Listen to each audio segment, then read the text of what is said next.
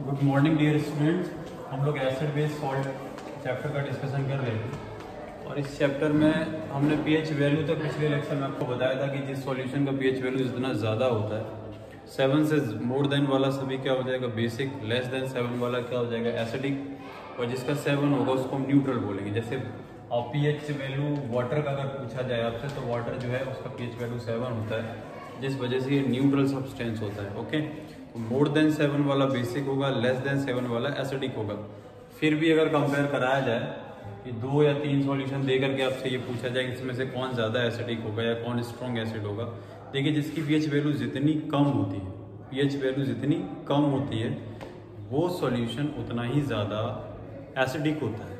ठीक है, जिसकी पीएच वैल्यू जितनी लेस होगी उसका एसिडिक कैरेक्टर उतना ही ज़्यादा होगा, और जिस सॉल्यूशन का पीएच वैल्यू 7 से ज़्यादा या जितना ज़्यादा होता चला जाएगा, 7 से जितना ज़्यादा होता चला जाएगा वो उतना ही अच्छा बेसिक होता चला जाएगा। Clear?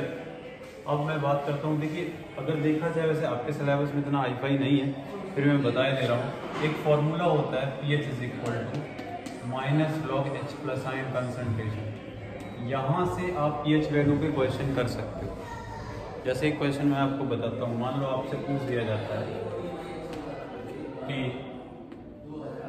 10 to power minus 3 MHCl calculate the pH of HCl solution. तो इसको कैसे निकालोगे आप, देखिए HCl को सबसे पहले हम डिसोसिएट करेंगे, H पर पॉजिटिव चार्ज आ जाएगा और Cl पर नेगेटिव चार्ज आ जाएगा। यहाँ से आप देखिए H प्लस आयन कंसनट्रेशन आपको कितना मिल रहा है, तो 10 to power minus 3 मिल रहा है। ये दरअसल जो HCl एक स्ट्रॉन्ग एसिड है वो कंप्लीट डिसोसिएट होगा, इतना ये देगा इतना Cl माइनस देगा। तो अब इस फॉर्मूले में वैल्यू पुट कर दो, pH is equal to minus log H plus ion concentration. अब यहाँ पर हम वैल्यू पुट कर देंगे H plus ion concentration 10 to power minus 3। ये फॉर्मूला हो जाएगा log m की पावर n log m, तो -3 इधर आएगा, माइनस माइनस प्लस हो जाएगा log n। दरअसल एक फॉर्मूला होता है, आप मैथ से पढ़ेंगे, log m की पावर n का ये होता है n log n।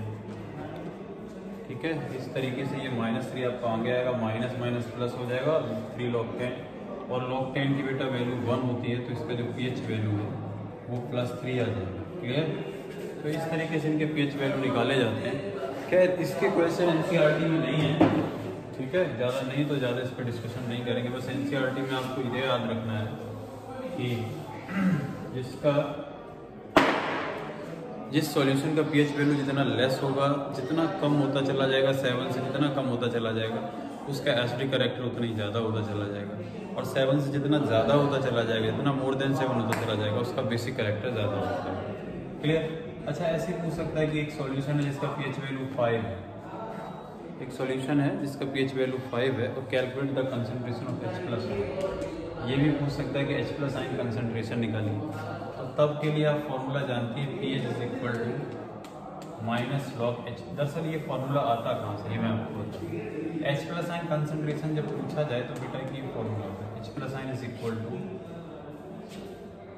Minus 10 to power minus pH, ये फॉर्मूला होता है।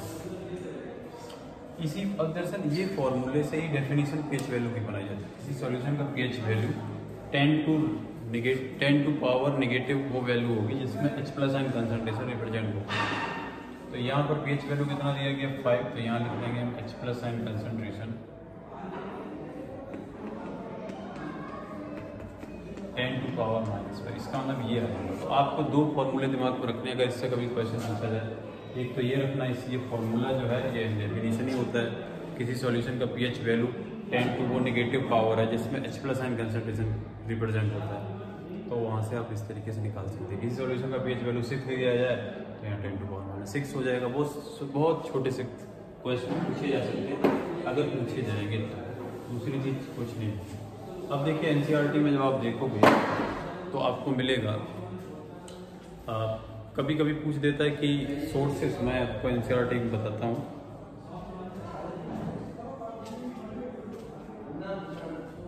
देखिए इसमें लिख रखा है नेचुरल सोर्सेस एसिड, एक लिखा हुआ है ऑरेंज, तो ऑरेंज मैं आपको बताता हूँ। देखिए एक लिखा है एसिटिक एसिड, एसिटिक एसिड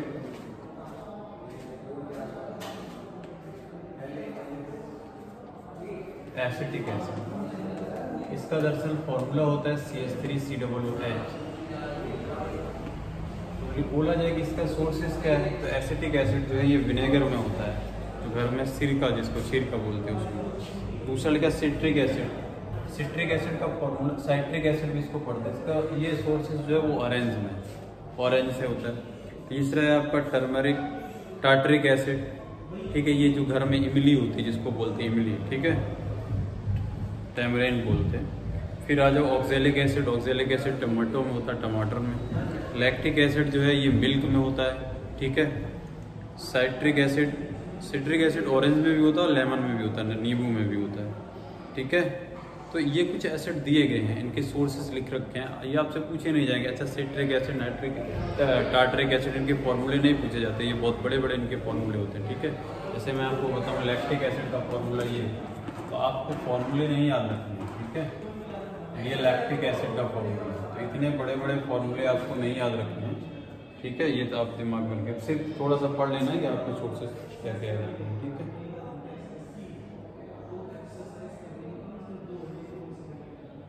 अब जैसे देखिए क्वेश्चन एक दिया है एनसीईआरटी का, you have to solution, question देखना आप मिलेगा आपको। You have to solution A and B, the pH of solution A is 6 and pH of solution of B is 8. What solution has more hydrogen ion concentration? Which of the acidic and which on the basic? देखो मैं एक तो question करवा दे रहा हूँ। क्या क्या दिया गया, दो सॉल्यूशन है आपके पास, एक का पीएच वैल्यू, दो सॉल्यूशन है, एक का पीएच वैल्यू है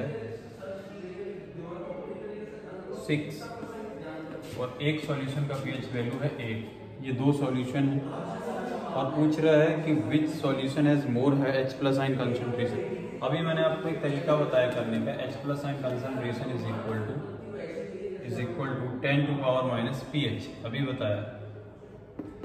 तो इस वाले फॉर्मूले से हम वैल्यू निकाल लेंगे। तो यहाँ देखिए क्या आ जाएगा, H+ ion concentration is equal to 10 to power minus pH का मतलब इधर 6 हो गया, और यहाँ पर लिख देंगे हम H+ ion concentration is equal to 10 to power minus 8। H+ ion ज़्यादा कहाँ आएंगे इसमें आएंगे, क्योंकि ये निगेटिव का वैल्यू है ना, ठीक है। तो H+ ion concentration 10 to power minus 6 है, 10 टू पावर माइनस 8, तो ज़्यादा वैल्यू कौन सा हो जाएगा, ये वाला। अब दूसरा पूछ रहा है कि कौन एसिडिक होगा कौन बेसिक होगा। देखिए जब इसका आप pH वैल्यू निकालेंगे तो उसने दे भी रखा है ये 6, तो 6 वाला फिर क्या होता है एसिड, और 8 वाला क्या होता है बेस। तो इस तरीके से हम निकालेंगे। अभी आपको सिर्फ दिमाग में ये रखना है कि मोर देन 7 है अगर, तो वो बेस होगा, लेस देन 7 है तो फिर वो एसिडिक होगा, ठीक है। तो इसी तरीके से आप क्वेश्चन करेंगे, ठीक है, इसी तरीके से आप करेंगे। जैसे सेकंड क्वेश्चन लिखा है, what effect does the concentration H+ ion have on the basic on the nature of the solution. अभी मैंने बताया कि H+ आयन कंसंट्रेशन से pH निकाल सकते हैं। जिस सॉल्यूशन का pH वैल्यू 7 होगा वो न्यूट्रल होगा, 7 से लेस वाला एसिडिक होगा, और मोर देन वाला क्या होगा, बेसिक होगा। तो इन क्वेश्चनों को आप करेंगे, अगर जो चीज़ें नहीं है वो हमसे पूछ लेना। जैसे थर्ड क्वेश्चन है, do basic solution have H+ ion, if yes they why are these basic, ठीक है। ये सारी चीज़ें आप खुद से करेंगे, ठीक है। अभी मैंने बताया उसी से रिलेटेड है। अगर आपको नहीं आते हैं तो फिर आप मुझसे पूछ सकते हैं। क्लियर, मेरे हिसाब से चीज़ें आपको समझ में आएंगी, इतना कुछ उसमें है नहीं, ठीक है। अब बात करते हैं आगे, आइए सॉल्ट स्टार्ट हो जाएंगे, कॉमन सॉल्ट। यहाँ तक अभी जो आपने पढ़ा ये एसिड, बेस और सॉल्ट के बारे में था। अब यहाँ से इस एसिड और बेस के बारे में था, एक बार थोड़ा सा रिव्यू कर लेते हैं और फिर हम सॉल्ट के बारे में डिस्कशन करते हैं। देखिए सबसे पहले हम लोगों ने एसिड के बारे में पढ़ा था। एसिड में हमने बताया था जो एक्वस सॉल्यूशन में H+ आयन देता है उसको एसिड कहते हैं, और इसका जो टेस्ट है वो कैसा होता है, सौर होता है, मतलब खट्टा होता है ये, ठीक है, सौर। और जो बेस होते हैं ये एक्वस सॉल्यूशन में OH आयन देते हैं, ठीक है, और इनका जो टेस्ट है वो बिटर होता है। उसके बाद हमने बोला था एसिड और बेस की प्रॉपर्टी। तो हम लोगों ने देखा था कि एसिड और बेस अगर आपस में रिएक्ट करता है तो सॉल्ट और वाटर बना लेता है, इसके बाद हमने पढ़ा था कि अगर किसी भी एसिड का रिएक्शन हम मेटल के साथ कराते हैं तो सॉल्ट और हाइड्रोजन गैस लिबरेट होती थी, ठीक है, लेकिन एक्टिव मेटल होने चाहिए, ठीक है। उसके बाद हमने बेस में भी पढ़ रखा है इसी तरीके से। और एक चीज़ हमने पढ़ी थी कि अगर कोई मेटल ऑक्साइड है तो वो बेसिक नेचर का होता है, जिस वजह से वो एसिड के साथ रिएक्शन करके सॉल्ट और वाटर बना लेता है। अगर कोई एसिडिक ऑक्साइड है तो फिर वो, अगर कोई नॉन मेटल ऑक्साइड है तो वो फिर एसिड नेचर का होता है, वो बेस के साथ रिएक्शन करके सॉल्ट और वाटर बना लेता है। तो इस तरीके से हमने सारी प्रॉपर्टी पढ़ी थी। और इधर फिर पीएच वैल्यू भी पढ़ा हम लोगों ने, और हमने बताया कि जो एसिटिक एसिड है उसका सोर्स विनेगर होता है, सिट्रिक एसिड जो है उसका नींबू होता है यानी लेमन होता है, लेमन, और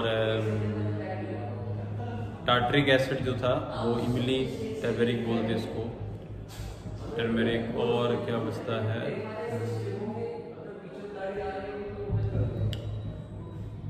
लैक्टिक एसिड। लैक्टिक एसिड जो है वो मिल्क, लैक्टिक एसिड ज़्यादा इंपॉर्टेंट है, लैक्टिक एसिड के बारे में ज़्यादा पूछा जाता है, ये मिल्क और मसल्स में होता है, ठीक है।